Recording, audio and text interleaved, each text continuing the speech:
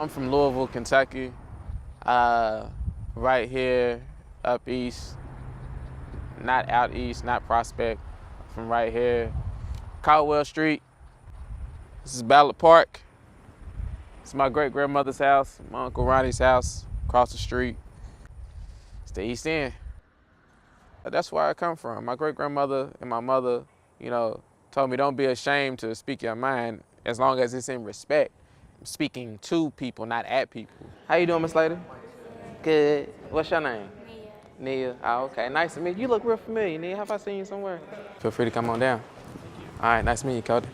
That's probably what it is. I've seen you somewhere playing ball. My name is Brandyn Bailey, working in the mayor's office. And if you'd like to join us and talk about violence, we'll be down here for the next 45 minutes or so if y'all interested. How are you? Good, how are you doing? Wonderful, wonderful. Good to see you. Champagne, when was the last time you got a compliment? Did it make you feel good? Did it make you smile? Well, by golly, there you go. So that's One Love Louisville in a nutshell. Well, it's been really great to follow Brandyn and how he's grown in his job. He started about 18 months ago, and of course he hadn't worked for Metro government before, so anybody coming in, it's always something new. But what I always talk to him about at the beginning is kind of this awesome opportunity he has to make our city a better place.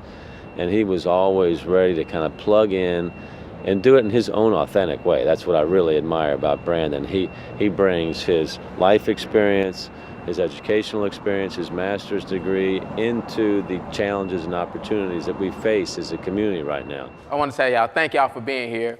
Thank you to everyone for being here. And what the purpose of this conversation is about today is to figure out what we can do from the standpoint of local government and the Office for Safe and Healthy Neighborhood. And being one of the younger members of our team, his ability to understand more what our youth are going through is really valuable, not just for him as a translator, if you will, but for his ability to relate to the kids. And that helps us as well. I mean, some of us are a little bit older now, and we think we kind of get it, but it helps us a lot when you have somebody closer to that generation. His handle suspect. I mean, regardless of where anybody comes from, has to realize the potential they have to go for their dream. For some people, it's going to be easier to get to a dream because they got resources, they got a belief system, they have people that believe in them, they have a family system, everything's peachy. But for other people who don't have that, I would just want them to know that you really can do it. And whatever that it is, you just have to have it in your mind that you're going to achieve it one day. When I was playing basketball on these courts all the time, because that's what I wanted to do. I wanted to be a ball player. I'd be out here imitating DeJuan Wheat and Marcus Maben, and I'd say Bailey for three, Bailey at the free throw line. Like, I always talk myself into it. And I'm talking days where it was 105 degrees outside, thunderstorms. I'll literally be out here. So whatever it is, if you somebody like me and you got the world stacked against you, just chip away a little bit at a time and be committed to chipping away at it.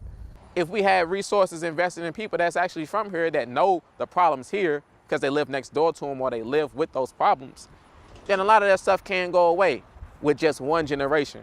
He sees his role as a young African-American male as heightened importance because a lot of the work that we're doing in the city is for everybody to achieve, but we oftentimes focus what he's working on, Office for Safe and Healthy Neighborhood, on young men and boys of color.